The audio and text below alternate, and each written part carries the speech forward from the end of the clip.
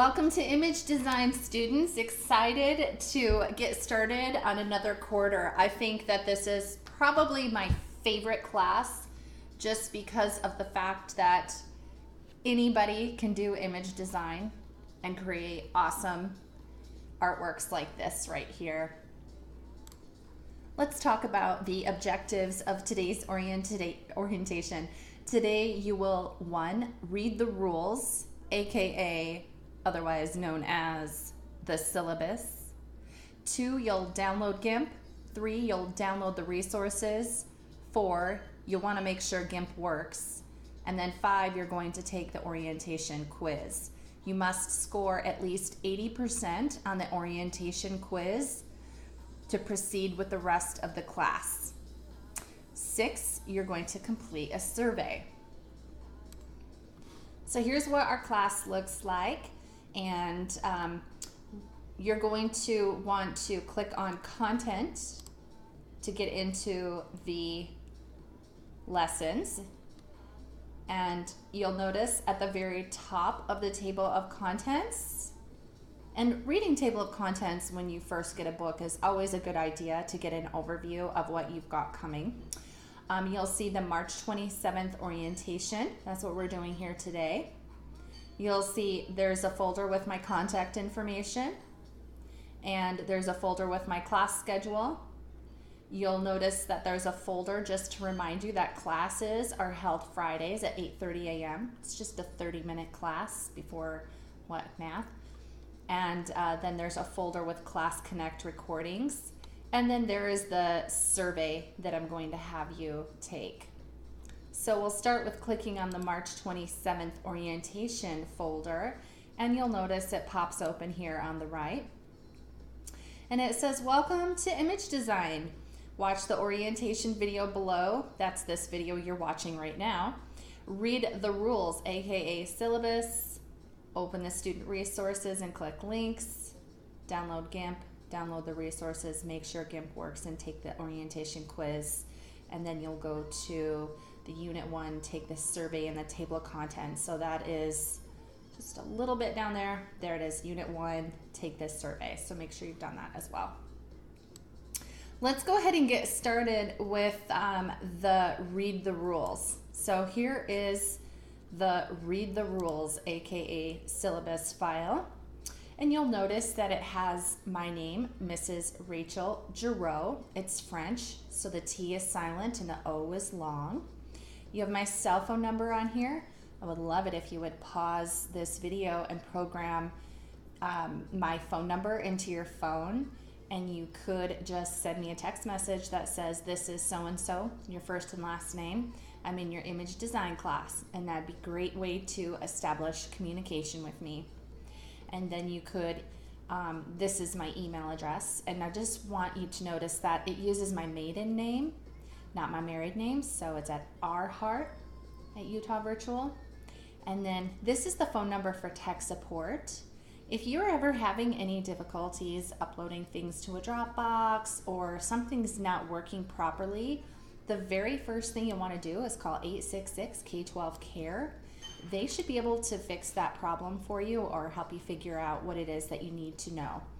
I am personally not a fan of getting a student in week 6 who tells me the reason why they haven't done anything is because the Dropbox doesn't work. That's just like such a cop-out. You need to call 866-K12-CARE and get those problems taken care of as soon as possible.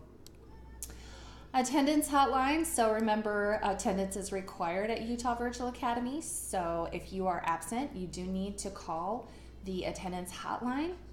And your parents are also supposed to be marking your attendance on a weekly basis. So make sure, maybe it's a daily basis, a weekly basis, I'm not sure the details, but at least, you know, you want to mark your attendance on there so that you are not marked truant. Truancy is a very serious crime. Parents and students alike can be punished with fines, having to go to court, probation, and loss of a driver's license, all of those things. So make sure that you're coming to school and make sure your parent is logging attendance for you and that you're calling the attendance hotline if you have any days that you need to miss. So welcome to image design. This is a great class. Oh, notice the header here, photography. This is a great class to take after digital photography because you'll learn to manipulate photographs using a program called GIMP. GIMP is very similar to Adobe Photoshop.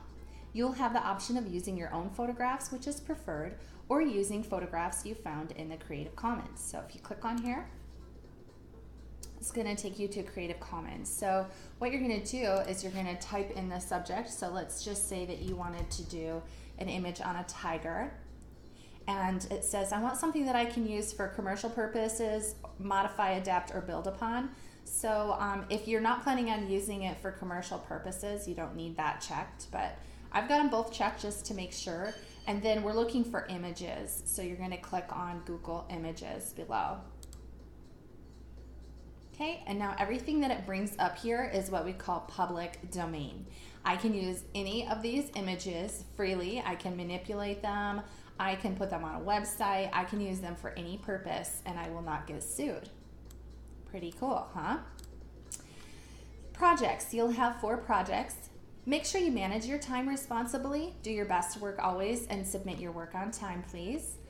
Optional extensions, I'm not sure if I'm going to do them or not, but if you ever notice an optional extension, this is designed as an additional project that you could do for your own enjoyment. They're not turned in, they're not graded, they're not worth extra credit. They're just designed to allow you to advance your own learning. A time when I might do an optional extension is if I notice a lot of students are falling behind and I need to give them a little bit of time to catch up, but you're already caught up and maybe you're bored and wanting something to do in GIMP to keep you busy, right? So that's what an optional extension would be used for. Attendance, we do have a required class once a week, Friday from 8:30 to 9 a.m. If you fail to complete your work on time or satisfactorily, you would be required to attend the Tuesday intervention that I hold for this class, 1:30 to 2:30 p.m. So you don't really need to get a phone call from me or a message from me that says that you need to come to this intervention. If you know that you're behind and you're not doing your work that you're supposed to do, or if you're feeling like I need extra help, that's what these classes are for. This Tuesday intervention from 1:30 to 2:30 is to help you to get your work done. I do demonstrations. I will go through assignments with you, whatever it is that I am targeting for that week. But I will also send you an email and let you know what the intervention is going to be on. Use the plan. So I want you to set your plans to the week view, and I want you to look ahead at your weekly workload so that you can manage your time. And I want you to complete the daily tasks in the plan on time. So let's go ahead and head over to the plan real quick. I'm going to do that by just going into this class here.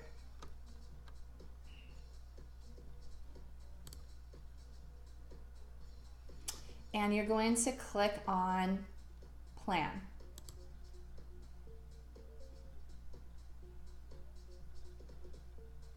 All right, so you'll notice that I already am set up on the week view by clicking on this little tab up here, but you also have an agenda view.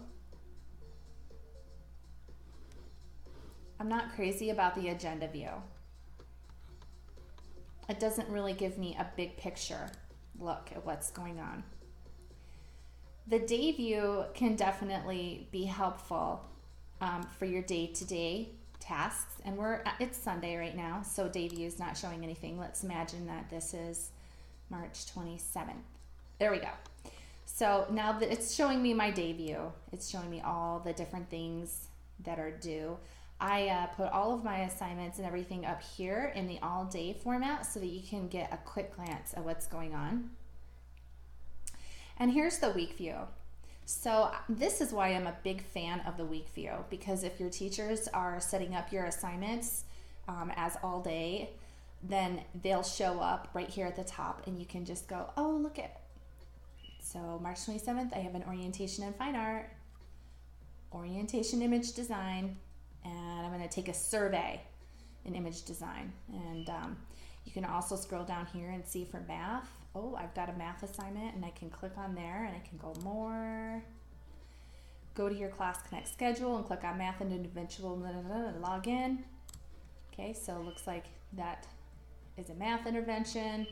But anyway, you want to just be able to scroll down and make sure you have everything done on a daily basis. But the other thing is to be able to look at your entire week at a glance. And if there's one day that's like super heavy workload, you know, maybe you want to go, okay, I'm going to do some of those tasks a little earlier in the week so that on Thursday I'm not overwhelmed. And then I also have our classes on here. So this is the plan. Recommend using the week view. Students who use the plan are highly effective and efficient students, and they usually get an A. So if you haven't done that up to this point, this would be the time for you to train yourself to use the plan. Let's go back to our syllabus. So next, check the grade book. I want you to click grades at the top of the page, and I want you to redo tests and quizzes you failed. Now, there are going to be some tests that you are required to get a B on, because to me, that information is really important and you need to show me that you mastered it before you move on with the rest of the class. Otherwise, I'm not confident that you're getting the learning outcomes out of this class that you need to get. And you're not going to be as successful at doing the assignments properly if you're fumbling around because you didn't study your lessons and do it well on your test. The tests are also learning tools. I have a lot of pictures in them, maybe links to websites that I want you to go to. So they are learning tools. So don't just look at them as something like, oh, it's just a test. No, it's a tool to help you to learn photo manipulation and how to use the program. You need to, under that grades tab, that's what I call your grade book, read the feedback that I give you on the assignments. You need to refine, fix, and correct assignments and resubmit them to earn full credit if there's something I think you could have done better. I'm not trying to be mean when I give you feedback and I ask you to redo something. I'm trying to help you to improve your craft. Believe me, I've been in the seat of the student, and it is very frustrating when a teacher tells you, I'd really like you to do this. Just set aside your ego for me, because that's what I've had to do as a student. Set aside my ego and just give it a try, because you never know. You might end up with something that surprises you and you go, wow, I do like the way that that worked. And I do think that Mrs. Girot did have my best interest when she asked me to try that out. You might also look at it and go, while that was a good learning experience for me, I still preferred my first image because, and that's okay too. 5, check your grade book at least once per week. 6, overdue grades are zeroed out on Mondays. All right, so I'm just going to quickly show you how to get to grades. So when I said click on grades tab, that's this one. Okay, and so yours is going to look completely different than mine. I'm a teacher, and I wasn't able to access student views today since classes haven't officially started, so I couldn't show you what yours really looks like. But trust me, when you click on grades, it's a grade book. It gives you how many points you got out of however many possible. It tells you what your letter grade is, and it will have my feedback in there. So here's something really important. Ask for help right away. All right, I have a help room Mondays, Tuesdays, and Wednesdays from 3:30 to 4 p.m. Every student is available during those hours. As far as school goes, if you're not available during those hours, text me or email me. Do not wait to ask for help, okay? Stay on top of your responsibilities and ask for help as soon as you realize there's a problem. Like I said, there's nothing more frustrating than it's week 6 and a student says, I downloaded GIMP and it doesn't work. Well, I asked you to download GIMP during this orientation, right? So if you were being responsible and you know, had noticed right away that GIMP wasn't working, you could have come and see me in my help room, right? Or you could have sent me a text today, or you could send me an email today, right? So please don't be that student, because that just makes you look really foolish. And yeah, don't do that. You've got to be responsible. Your education is something very privileged. A lot of students in the world don't get a free education. They don't have a computer or a laptop. They don't have access to all of this wonderful technology that we do. Think of yourself as being privileged and do it for all of those students in the world that don't get to. If you're having technical issues, come see me in the help room. Why? Because you can actually share your computer screen with me and I'll be able to help you to solve those problems. I can see exactly what's going on your screen. I can even take control of your cursor and I can figure out how to make it work, and you can watch me do it and go, oh, that's how it works. And if I can't help you, then you'll just need to contact 866-K12-CARE. But trust me when I tell you, if your GIMP program's not working or not doing something, if you come and see me, I guarantee you I can help you fix it. And if that's not going to be the case, then you need to find that out today, and you need to get out of this class, okay? Because coming in week 8, when the class is almost over, and saying, I couldn't do any of those assignments because GIMP didn't work, that's not going to fly. I'm sorry. You need to find out today if GIMP works. So first of all, you must download GIMP today, and here is a link for you to do that. You can either click on this one, and I'm not sure where that just opened up, and I'm going to open that in a new tab. Okay, so there it is. You just click on download, all right, and then you can just click and download it. Okay, now make sure GIMP works today. Get in there and start playing around with it now. Why? Occasionally GIMP ends up not being compatible with some people's computers. You need to figure that out today. If GIMP's not going to work, you need to contact your counselor today and ask to be dropped, okay? So if you've already identified my computer is not working with it, I've called K12-CARE and they couldn't get it to work. I've gone to Miss Hart's help room today at 3:30 and she couldn't help me. If that's the case for you, then you need to contact your counselor and get out of the class, okay? Because the whole entire class, the whole purpose of it is to learn how to use GIMP. So if that's not gonna work for you, then you don't wanna be here, right? Okay, you're going to show your work. I will not grade assignments if the GIMP file is not submitted with the work shown. Does that make sense? You're always going to submit your GIMP file, and you're going to use layers to do your work. You'll understand what this all means later if you don't know. You'll always lock your original photo in its own layer. I'm going to demonstrate that for you. You must submit your GIMP file, okay? I cannot express that more. Do not submit someone else's work as your own. That's plagiarism. All projects must be current. Okay, can't be something you did last year. Follow the directions and fulfill the rubric, okay? You'll have a rubric for each of your assignments. And then how to submit your projects. So first, you're gonna save your GIMP file as follows. You're gonna save it with your first name, your last name, and then the name of the assignment. So whatever the assignment name is, just put it in there. That's just an example. Go to the correct assignment Dropbox and click on it. Read the rubric inside to make sure your submission fulfills the rubric requirements. Can't tell you how important this is, okay? Read the rubric inside it and make sure that your submission fulfills it. Don't submit it if it doesn't, okay? Only submit your work once you have fulfilled the rubric. Scroll down to the bottom of the Dropbox and click Upload to submit your GIMP file. Academic integrity. Cheating and plagiarism. Please do not waste my time uploading irrelevant files to try to make your learning coach think you've been submitting your assignments when you have not. It's not cute, it's not funny, because usually it's a funny image. It's like, oh ho, so funny. It's just actually rude. It's a waste of my time. And it's cheating, so please don't do that. And if you have friends that you know do it, tell them that's just rude, don't do that. And plus it's cheating. You may not submit someone else's artwork as your own. That is plagiarism, and it will result in an F, and your learning coach will be informed. Any second offenses on plagiarism will result in a meeting with the principal, and I'll catch you. So just don't do it, because it's really embarrassing to yourself, your family, and to me too, when I have to address it with you. Because identifying plagiarism with images is like a million times easier than identifying plagiarism in writing an essay.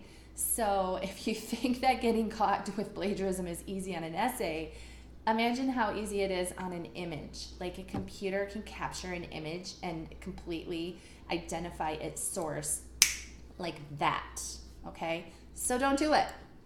I'm not stupid, the computer's not stupid, but if you try to submit plagiarism, somebody might be stupid. So don't do it, okay? It just makes you look so bad, all right? And then you're gonna feel discouraged, okay? Because then you're gonna get that nasty email, you know, and you don't want to be that person. So just be honest and do your work. That was the syllabus. Let's see here. So we read AKA syllabus. Open the student resources and click links is the next thing. So let's go down here. It says student resources. So I'm going to click on that. It says to click links. So click there. Okay. And once you're in links, you'll be able to find the course resources. So you're going to click on that. And then you're going to get another hyperlink that you're going to click on. Okay. And this is where you can also get your download for GIMP. But here are the course resources right here. So you're going to click on that. And this is a zip file. So it's kind of important that you pay attention because it's a zip file. So hopefully you know how to make a folder. New folder, image design. I'm going to call it image design demo. We'll double click on that, open it up. Okay, so I don't have image design open. Look at this happened the other day too. It opened music appreciation. Don't do that. Go back to pictures. Find your image design folder that you created. Image design demo, there it is. Now, yes, now I'm in the right folder. Okay, and here are the zip files, and I can just go ahead and click save. And then I have to wait for them to upload. This is only taking a second, I can see. But once they're uploaded, you'll click. And mine happens right here. I've seen downloads happen over in this corner over here. And I've also seen them happen down here, depending on the computer that you have. So get to know your computer and where your downloads are going. Once you're in here, I'm going to go back and click on this image design folder because I want to unzip these really quick. Okay. So I'm going to right click, find your zipped up folder and right click and say extract all. And then just click extract. Perfect. And now they're all there, fully extracted and ready to use. And what are these? These are just photos that are available for you to use when you're doing the lessons. Now, do I want you to use these photos for your projects?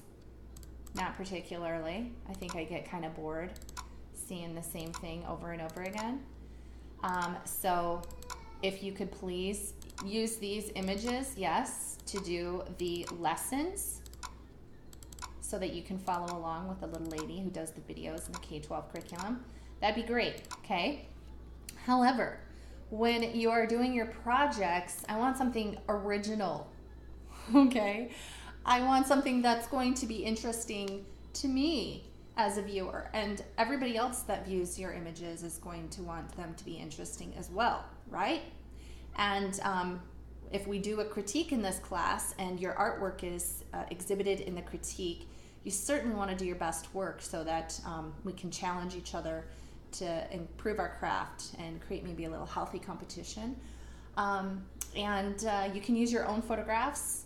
If you have photographs in your personal archives that you've taken, they can be old photographs, new photographs, or like I said, you could use that Commons website, Creative Commons, to upload images that are public domain. But do I want you to use these resources for your projects? Not really, because I'm going to be bored. I'm going to be like, oh my goodness, I've seen that.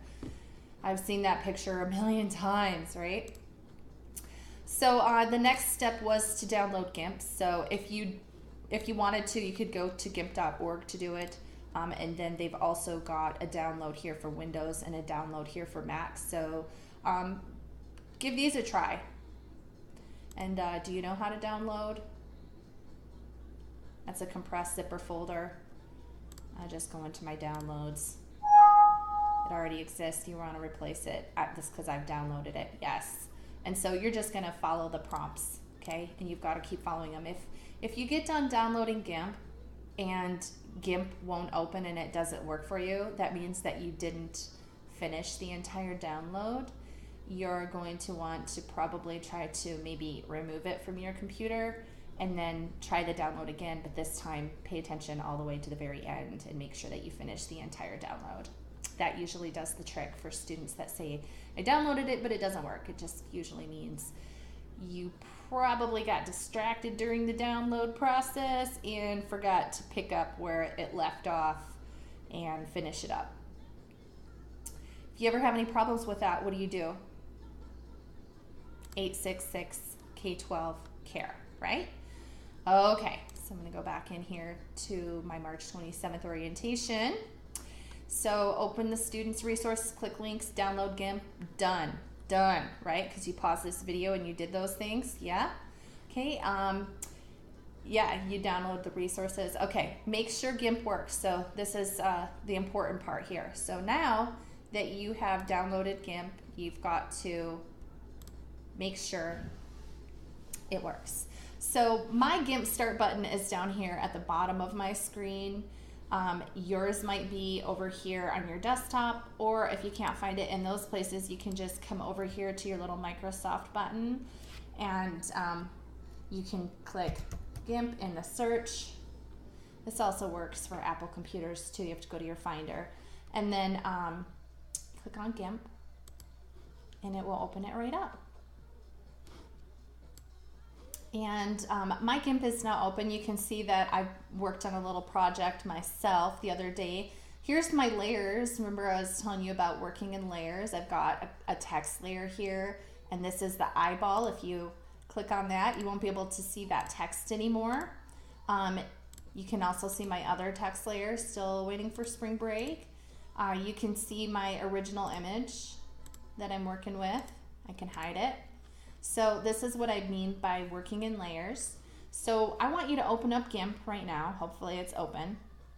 And make sure that you have a photograph someplace that you're going to use. So maybe I'll just go back over to that Creative Commons. Let's see.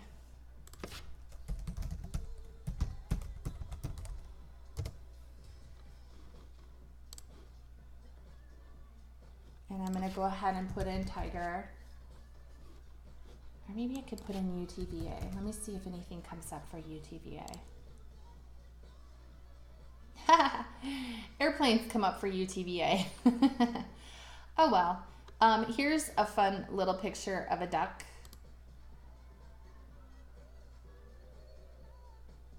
Really gorgeous picture of a duck, actually. And I'm going to right-click, save image as, and I'm going to go to that image design demo folder, right? I'm going to save that in there, and I will just call that duck. Okay, and now I can go back over to my GIMP folder and I can go File, Open, and I'm going to look in my pictures. There's my pictures folder right there. I'm going to my image design demo and I'm going to click on duck. There's even a little preview and it tells me how large it is. It's 86.1 kilobytes. Pretty small image. So it's already designed to be used on the web. It's just the right size when it comes up. It's perfect. So this is the original layer over here, and it's really important that you know how to find the layers. So we're going to go Windows, Dockable Dialogues, Layers. Okay, so if you're not seeing the layers box, it's right there. Okay, where was that? Windows, Dockable Dialog, Layers. And let's see here. I want to also show you something. If you accidentally ever close any of these docs down and you need them back, normally you can find them Windows, Dockable Dialogues. Here's the tool options. This is your tool options down here. So if you lose those, they're right there. You've got your layers, channels, paths, all these other different things, brushes, everything's there, okay? Your toolbox, which is up here on the left, sorry, let's Going a little crazy. This is your toolbox over here. It's got all your tools in it. That is under Windows. There's your toolbox. So if you lose your toolbox, that's it. Now, I personally like my view just like this, but some people like to go into Windows and click off of single window mode and go into this crazy mode where things are all in separate windows and stuff like that. That is totally not my thing, but if it's yours, that's great. Then you can move things around the way you like them. I'm going back to Windows single window mode. That's my fave. Now, if you, even after you've gone back to single windows mode, things are still just not looking like this and you want it to, you can go into Edit, Preferences, and go down to Window Management, and you can reset saved window positions to default values. Click on that, go OK, close out GIMP and open it back up, and it will look the way that it is supposed to, okay?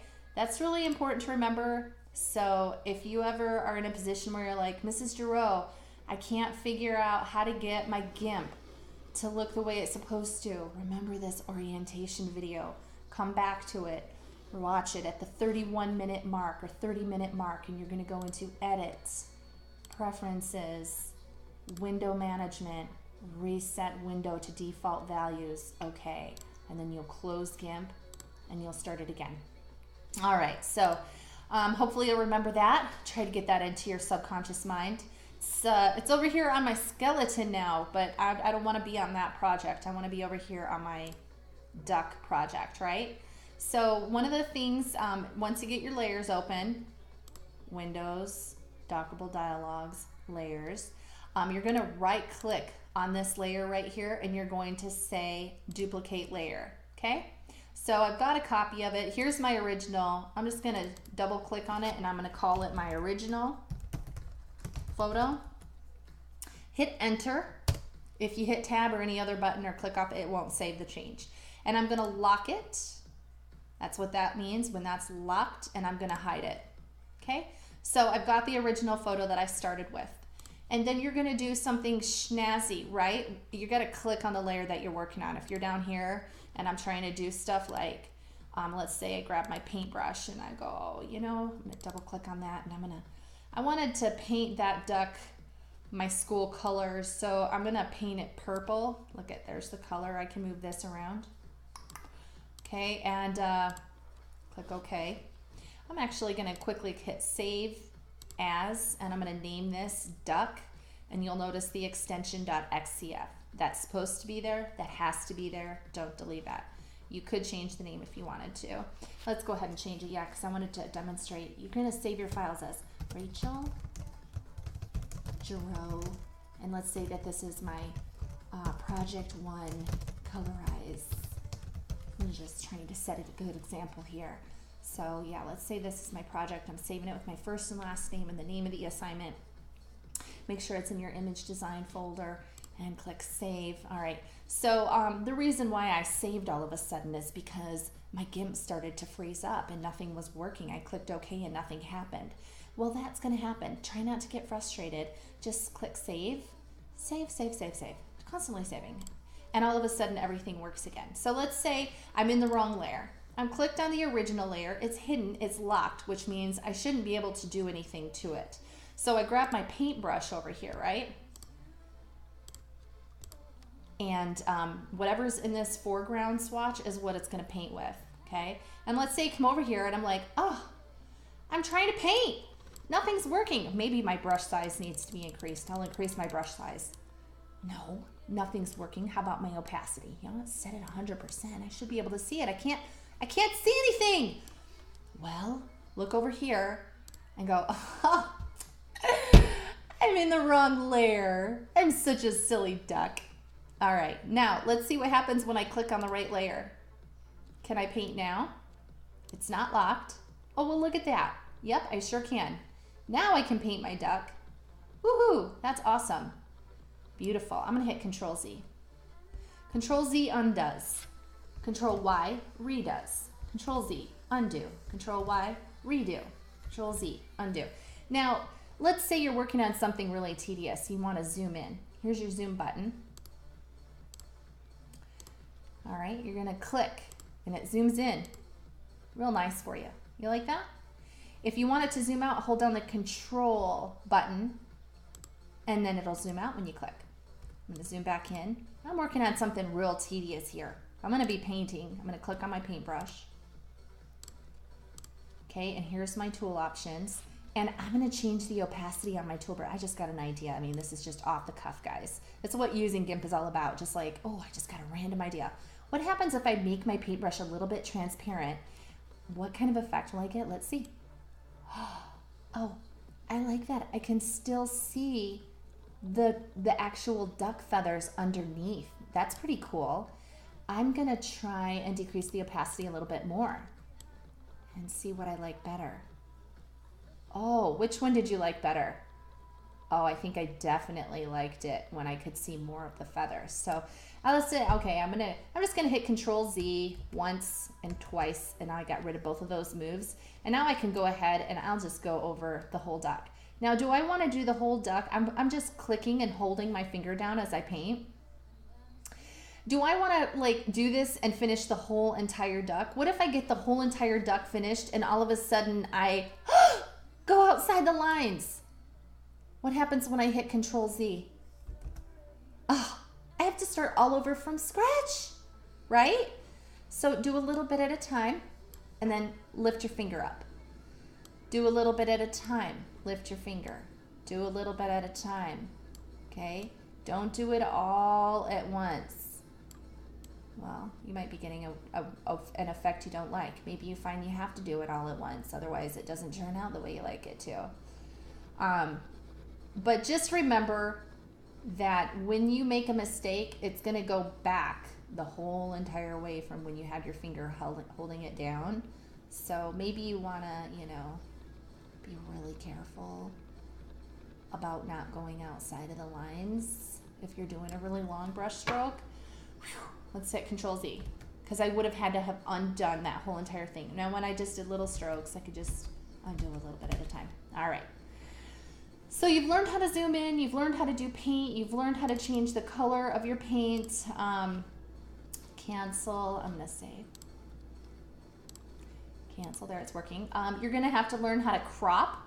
So I'm gonna zoom back out, click my magnifying glass, hold down Control and zoom back out. I can also go View, Zoom, Fit Image to Page. There's a shortcut. Hold down Shift, Control, and J, and it'll make it so that the entire image is as big as it can possibly be while fitting on the page. That's always cool. And you're gonna have to crop. Cropping is this little X-Acto knife here. Click on that. And then you just drag over the area that you want to have included in the image still. The corners here can be adjusted, okay, even if mine's not totally showing up. The corners can be adjusted. If you took photography, you know about the rule of thirds. Whatever it is that you're trying to accomplish by cropping. Then when you get done figuring out where your cropping lines are going to be, you're just going to click in the center. And there, it crops it. You can hit Control Z, Control Y, Control Z, Control Y to redo. All right, let's say, all right, I like that. I better click Save. Yeah. Look up there. It tells me the title, Rachel Girot, Project 1, colorized.xcf. Perfect, like that. Working in a different layer. And I want to teach you another tool. This is the fuzzy select tool. And the fuzzy select is what I also call the magic wand tool. It's pretty cool because it's based on color. So when I click over here, it's going to click all the areas that were the same color as that little pixel that I clicked on. And I'm going to increase the threshold so that it will pick a little bit more. I'm going to hit Control Z, and I'm going to just increase my threshold a little bit here. Grab that and drag it. Now I'm going to click it again. Ooh, look, it actually selected a lot more that time. Hit Control Z. Let's increase the threshold some more. Let's see how much it'll pick now. Oh, look, it's getting a whole bunch of the ducks. So I'm going to go ahead and hold down Shift. Shift is add. And oops. Oh no. Did I want to select all of that outside? No. I'm going to hit Control Z. Okay. So my threshold's now a little too high. But maybe if I can just hold shift and click a little bit of that. Okay, that could work. I like that, and hold shift here. Oh, it's getting a little too much outside. Control Z, I didn't like that one. But where I'm at right now, I'm feeling good about, so I'm going to stop using this fuzzy select tool right now. Although I could just decrease my threshold and come in and hold shift and see if I can get some of these other details here. But that could be really time consuming to go in and try to click and get all of these areas. If I've got little marching ants, that means that's an area that still isn't selected yet.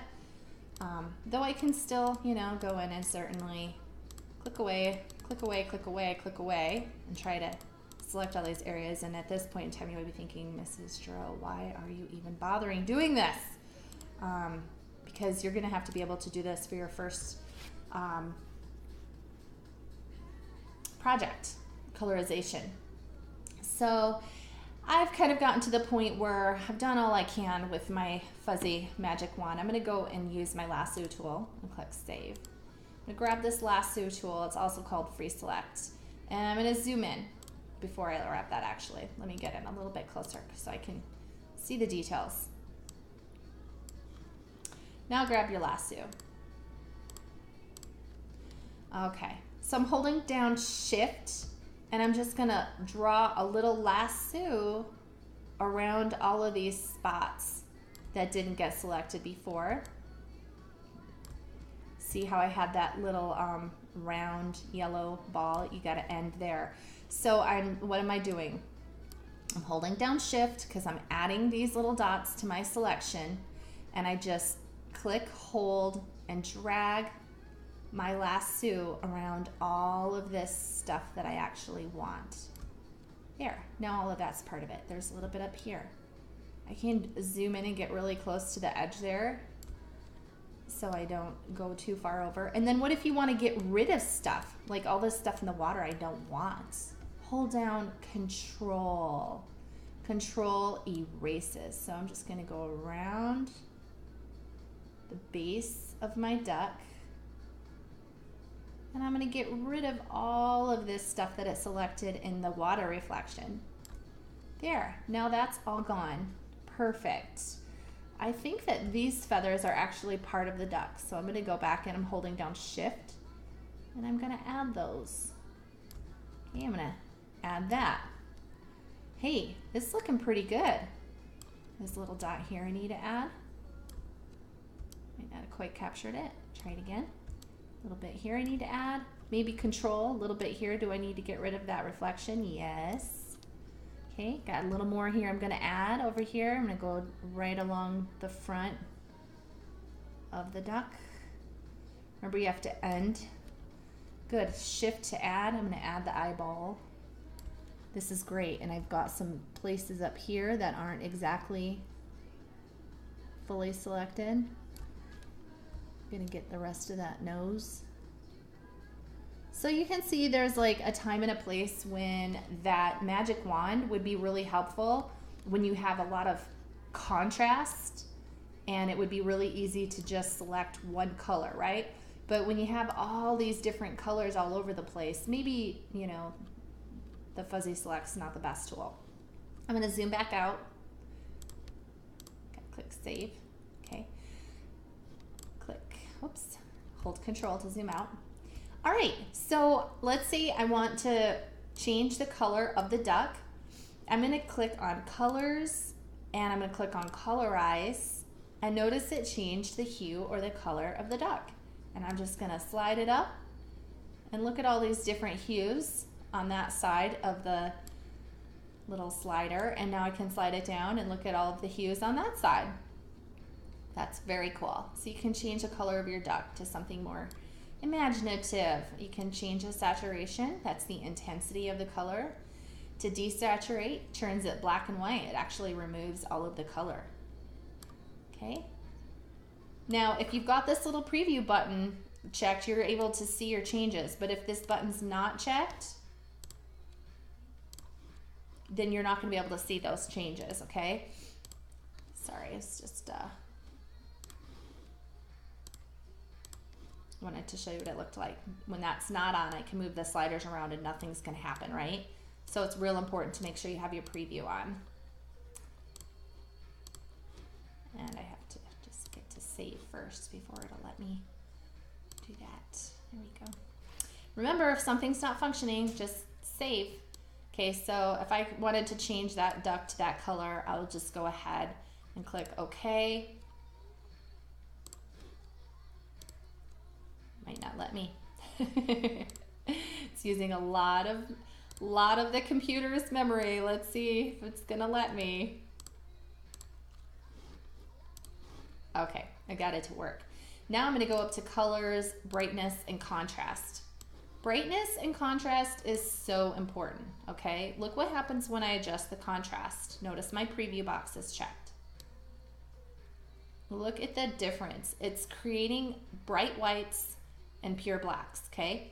When there isn't enough contrast, all you have are midtones. You don't have any bright whites or pure blacks, okay? Contrast is what makes something really pop. So you can also adjust the brightness so that you're not losing all of the details in your feathers, but you're still getting a nice contrast. And you don't have to make your colors so crazy and extreme like I did, but I thought it's pretty fun. So then you have these marching ants, and let's just say that I'm gonna do the rest of the image now, a different colorization. So I'm gonna go select, invert, okay? And I can go to my colors, colorize, and now I can change the water to a totally different color scheme, okay? Or I could make it perfectly black and white. And I could click OK. And make sure that with that selection that I've got out here, that I go to my brightness and contrast, and I play around with that contrast as well, because I don't want the contrast of the water not to be as intense as the contrast of the duck, right? So whatever I need to do to intensify that contrast, do it, click OK. All right, now I am done. I just need to get rid of my marching ants. So I'm gonna go select, none. Okay, and I love it. I'm gonna zoom out a little bit so you can see. Beautiful. How do you like that? That was pretty easy to do, wasn't it? Make sure you click save. And now you know that you know how to use GIMP. You know that the tools that you're going to be using in your first project work, right? And this is a perfect segue to help you to do your first lesson of the week. Something else in that lesson that I talk about is file optimization. And that's something I'm just going to address really quick so that while you're doing that lesson, you're not just sitting there going, I have no idea what this is talking about. So I'm going back to that first original search that I did, and I'm going to look for an image that takes a while to download. You ever have those moments where see how I've got that little line down there? It's like downloading, it's taking a really long time because this is a large file, okay? This is called file transfer right now, waiting for this to download. I'm gonna right click and I'm gonna save that image. And I'm gonna save that as ducks for optimization demo. Okay, perfect. Now I'm going to go back into my GIMP and I'm gonna say File, Open. And I'm gonna go ahead and just click on that file and look at how big it is, 6.1 megabytes. In your lessons, you're going to learn that Mrs. Girot never wants to receive a file that's greater than 1 megabyte. 250 to 500 kilobytes is the perfect file size, okay? It'll transfer really quickly. So how do I change the size of an image? Well, first of all, let's go ahead and just go into View and Zoom and notice how big is this image showing up on my screen. It's only 18% of the image size, right? Let's go ahead and bring it to 100%. Let's see what it looks like. Whoa, that's 100%. That's how big this image is. It's huge, okay? So we need to resize this image. So let's go into image, scale image, and for web purposes, you want to change the resolution to 72 pixels per inch. However, if we were printing, the resolution on this image is perfect for print. We could print this on paper and it would look sharp and crisp, okay? But we're not printing this. We're just viewing it on a website. You're submitting it to me and I'll be viewing it on the school's site, right? Or if I decide to do a critique and I share this image, it's going to be on a slideshow. So it needs to be the right size. Go with 72. You wanted to make sure I didn't mention this, that those are locked, and hit tab. And it changes it so that they're both 72. Now I'm going to go ahead and scale that. Okay, so that just changed the dots per inch by changing the resolution. It changed the pixels per inch. Now I'm going into image, scale image, and you didn't have to scale it that one time. I just wanted to show you that it didn't change the actual dimensions of the picture. It just changed the number of pixels per inch. I'm going to change this so that to inches so that I can see, oh my goodness, this image is 30 inches wide by 43 inches high. I mean, how big is my window? It's like 1, 2, 3, 4, 5, 6, 7 inches, right? So how about if I change this to 7 inches wide and I've got the dimensions locked, so when I hit tab, it's gonna change the height automatically for me. Oh boy, that's too high. So I'm gonna go with, how about 5 by 7? 7 inches high. I probably only need to have that 5 inches high. I'm gonna hit tab. I'm gonna go with the height. Now it should fit in my window at 100%. Let me just go ahead and scale it and we'll see. Okay, so that's how it's gonna look now. And it's down here at the bottom, it says that it's set at 100%. Let's just check. Click on 100, yep, okay. So maybe I went a little too small on that. Let's see, I'll zoom in. I've got my zoom tool, let's see. If I zoom in, oh yeah, that's way too pixelated. Look at how pixelated it is. I'm gonna hit Control Z, okay. Control Z just undid that image sizing, right? So I'm gonna go back and I'm gonna scale the image and I'm gonna go inches and I'm gonna go ahead and do like what I talked about before, 7 inches, and I'm gonna scale it.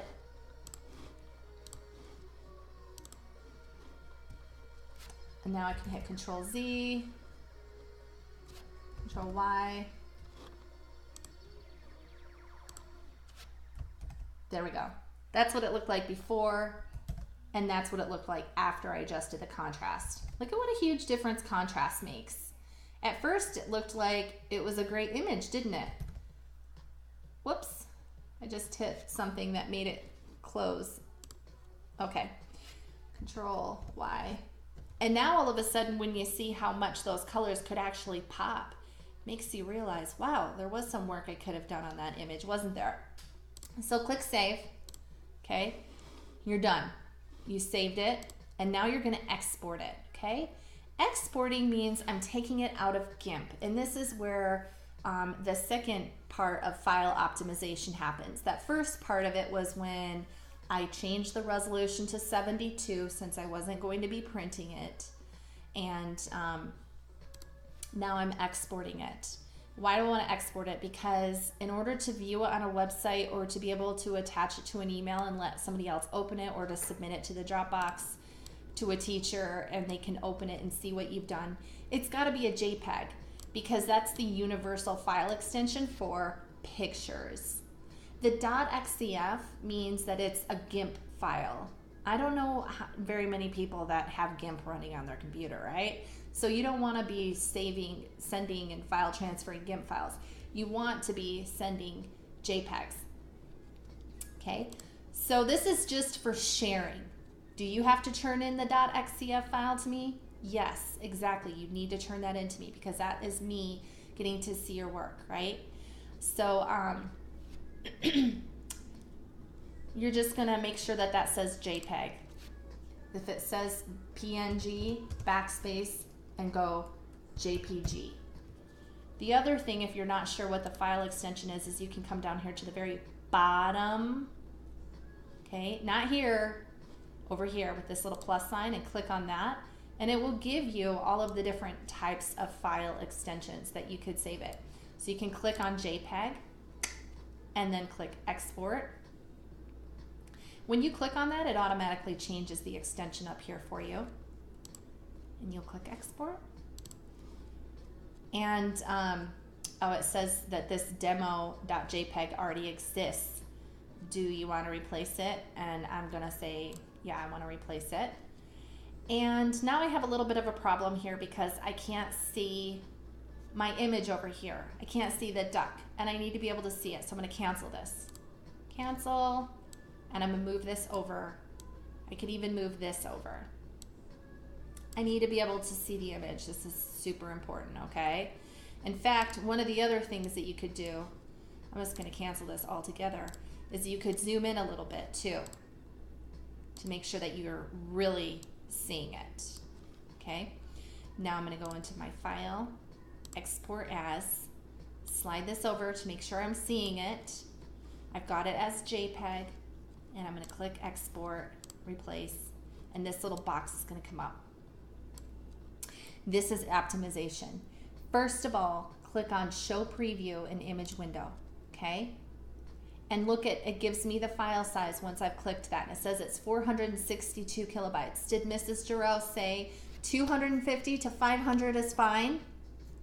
Yes, I did.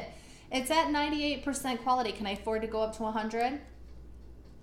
I don't need to. That makes the file bigger. I can go ahead and decrease it. Let's get it back down to below 500 kilobytes. There. I can still see great quality on here, okay? Let me show you what happens though. As I slide the quality down, the file size gets smaller, right? But remember, as that's happening, the number of pixels per inch is also going down.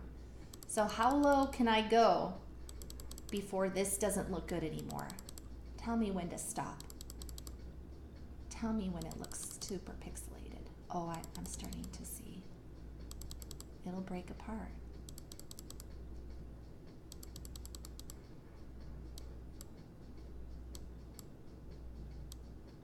Are you starting to see it? Well, you can really see it there, okay?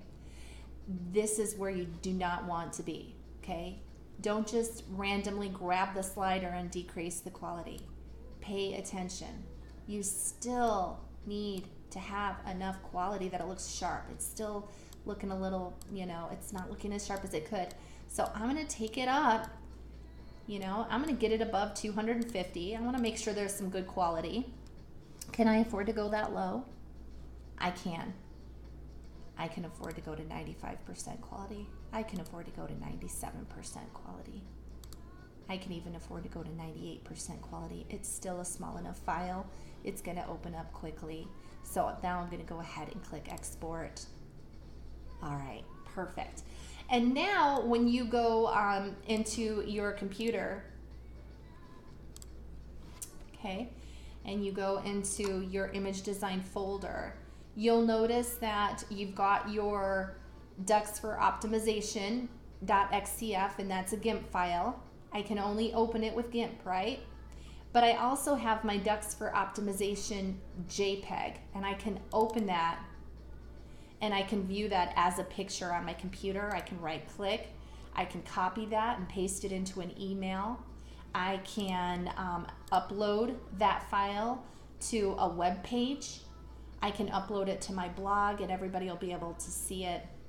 So that's the reason why you optimize files. You want people to be able to open them up really quickly. And when you do open them up, you don't want them to be 30 inches by 40 inches, right? You want to be the size that they actually fit on your page. Would you agree? Yeah. So that's what the whole purpose of that's about. So this orientation is actually helping you to be able to go into that first lesson and really know what you're doing. Let's see here. So hopefully you've had that orientation quiz open and you've been taking that quiz as you watch this video. You're also going to go and take that survey over here. And once you've taken that survey, you'll notice the survey link is right here. Ding. And then there's a survey quiz that you're going to take, and you'll get 10 points if you get the question correct on the survey quiz that's in there. There's just one question, okay? All right, so that concludes the orientation, and I really appreciate your time and your attention, but I guarantee you that little orientation that you got just now is going to help. And let's just confirm that we've completed all of the objectives. I know that we have, but look at this beautiful artwork. This is the kind of stuff that you can do with photographs. Would you believe that this wolf, this original image of the wolf, was selected and pasted into this image here? And this artist actually hand painted these paws in and colorized the back and put the little spots on it and made this sun. There wasn't even a sun in this image. Everything is completely manipulated together to create this awesome image. Beautiful. You guys are going to love this class. Get as creative as you want. I cannot wait to see what you do.